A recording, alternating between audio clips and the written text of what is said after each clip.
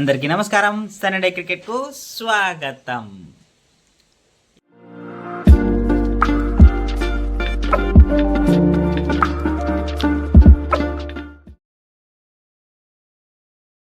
Women's T20 match finals లార్డ్స్లో match అబ్బా. England versus Australia. నేనైతే ఎక్స్పెక్ట్ చేసింది ఫస్ట్ నుంచే, ఎందుకంటే ఈ రెండు టీములే చేరడానికి ముఖ్య కారణం ఏంటంటే ఫస్ట్ ఆఫ్ ఆల్ ఆల్రౌండర్స్. ఆ రెండు టీముల దగ్గర ఉన్న ఆల్రౌండర్స్ అబ్బా. ఎందుకంటే ఇప్పుడు మన దగ్గర ఇంగ్లాండ్ టీం తీసుకుందాం. ఇంగ్లాండ్ టీం తీసుకుంటే డానీ వైట్, అలాగే వాళ్ళ డానీ వైట్ను ఇంకా వాళ్ళతో పాటు ఉన్న ఇంకొక ఓపెనర్, వాళ్ళిద్దరు తప్పితే మిగతా ఎవ్వరు కూడాను మిగతా ఎవ్వరు కూడాను పెద్దగా వాళ్ళిద్దరే బ్యాటింగ్ చేసేది. మిగతా అందరూ ఆల్రౌండర్సే. నాట్ స్క్వేర్ బ్రంట్ని స్టార్ట్ చేస్తే నాట్ స్క్వేర్ బ్రంట్ కావచ్చు, హెదర్ నైట్ ఒకరు అంతే. మిగతా ఇంకెవ్వరూ లేరు. మిగతా వాళ్ళందరూ ఇక all rounders. Nat Sciver Brunt, Freya Kemp, Charlie Dean వాళ్ళ వైస్ కెప్టెన్. చార్లీ డీను అదే దీనికంటే ముందు వాళ్ళకు కెప్టెన్సీ చేసింది చార్లీ డీన్ కావచ్చు. ఆఫ్ స్పిన్నరు, అలాగే బ్యాటింగ్ కూడా చేయగలదు. సో వాళ్ళ దగ్గర మంచి బ్యాటింగ్ పవర్ ఉంది, బౌలింగ్ పవర్ ఉంది. ఇండియా కూడా ఓడిపోవడానికి కారణం కూడా అదే. ఎందుకంటే మనకు మంచి స్పిన్ బౌలర్స్ ఉన్నారు, spin bowling quality of spin bowlers ఉన్నారు.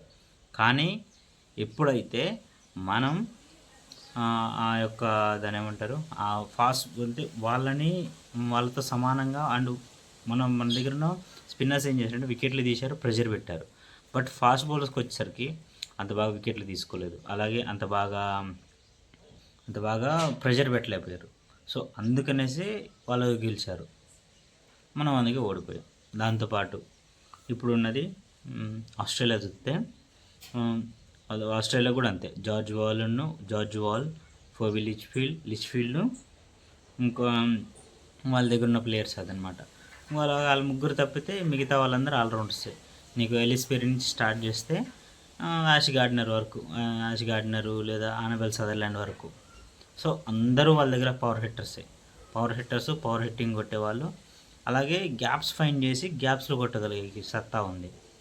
ఇది ఎంతమంది మ్యాచ్లో మాట్లాడుకున్నట్టే, వాళ్ళు ఎలిస్ పెరీ లాంటి వాళ్ళని ఎంత తొందరగా తీస్తే అంత మంచిగా. ఎలిస్ పెరీని, యాష్ గార్డినర్ని ఎంత తొందరగా అయితే అంత తొందరగా తీయగలిగితేనే బెటర్. లేదు అంటే మాత్రం చాలా కష్టం. సో ఇప్పుడు కాకపోతే ఇక్కడ ఏంటంటే ఈరోజు లార్డ్స్లో ఈరోజు మ్యాచ్ 6:30 కంటే 7 కల్లా స్టార్ట్ అవుతుంది మ్యాచ్. సో ఎవరు గెలుస్తారు అంటే కొంచెం కష్టం. బట్ నేనైతే ఆస్ట్రేలియాకే కొంచెం మొగ్గు చూపిస్తాను. ఎందుకంటే వాళ్ళ దగ్గర ఉన్న ఫైర్ పవర్ కావచ్చు, వాళ్ళ దగ్గర ఉన్న బౌలింగ్ అటాక్ కావచ్చు,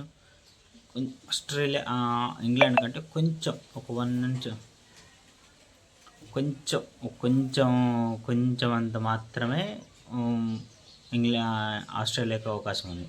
బట్ ఇంగ్లాండ్ కూడా నెక్ బాగుంది. ఎందుకంటే ఇప్పుడు T20 వరల్డ్ కప్ లేటెస్ట్ అంటే 2026 ఎడిషన్ వరకు చూస్తే, స్టార్ట్ అయిన దగ్గర చూస్తే ఐదర్ ఇంగ్లాండ్ దగ్గర లేదా ఆస్ట్రేలియా దగ్గర టైటిల్స్ ఉన్నాయి తప్పితే వేరే ఇంకే టీం లేదు. రీసెంట్గా అంటే ఒక వెస్టిండీస్ ఒకసారి గెలిచింది, న్యూజిలాండ్ లాస్ట్ ఇయర్ గెలిచింది, లాస్ట్ 2025లో గెలిచింది. ఇంకంతే. ఇక మళ్ళీ తర్వాత ఇంకే టీంకి వెళ్ళలేదు మనం. ఇక సెమీఫైనల్స్ ఒకసారి ఫైనల్స్కి వెళ్ళాం మనం, అంతే. అది కూడా ఇంగ్లాండ్ చేతిలో ఓడిపోయాం మిథాలీ రాజ్ కెప్టెన్సీలో. సో ఇప్పుడు ఉంటుంది పరిస్థితి ఏంది ఏ విధంగా ఉంది అనేది అయితే, నాకైతే నా పర్సనల్ ఫేవరెట్ అయితే మాత్రం ఆస్ట్రేలియాకి అయితే కాకపోతే ఏంటంటే ఆస్ట్రేలియా కొంచెం ఎడ్జ్ ఉంది అందుకనేసి మాత్రమే. లార్డ్స్లో మ్యాచ్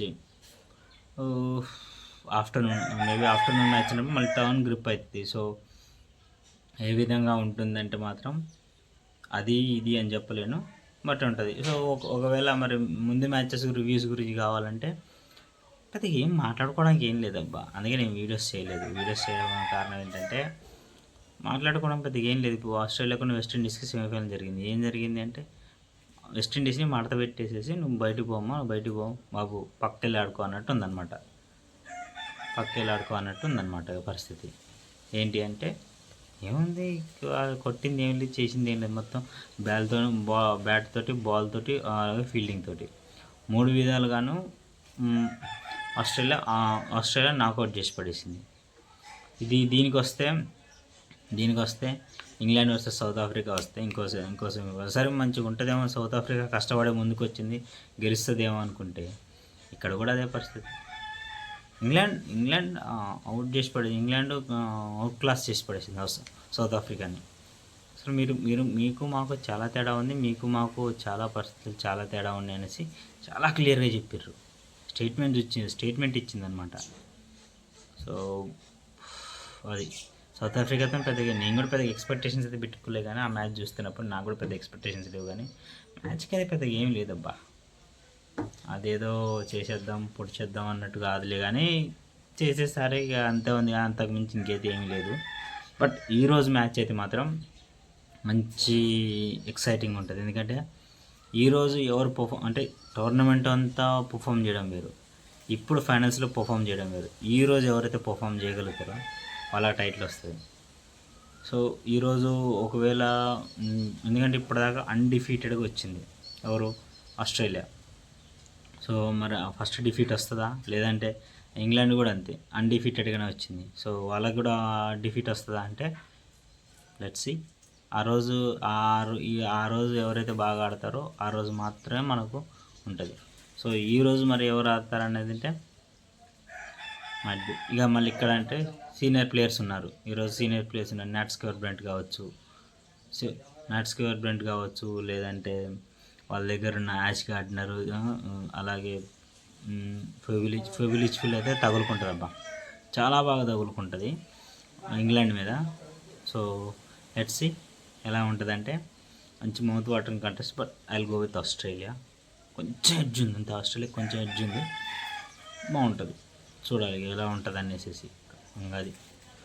సో ఇది మన ప్రివ్యూ. అయితే ఆస్ట్రేలియాకి కొంచెం అవకాశం ఉంది, అలాగని చెప్పేసి ఇంగ్లాండ్కి లేదా అంటే ఇంగ్లాండ్కి ఖచ్చితంగా ఉంది. వాళ్ళు ఇంకొంచెం హార్డ్గా ట్రై చేస్తే మాత్రం దొరికేస్తుంది. సో అది రివ్యూ. మ్యాచ్ అయిపోయిన తర్వాత రివ్యూ గురించి మాట్లాడుకుందాం. Thanks for watching.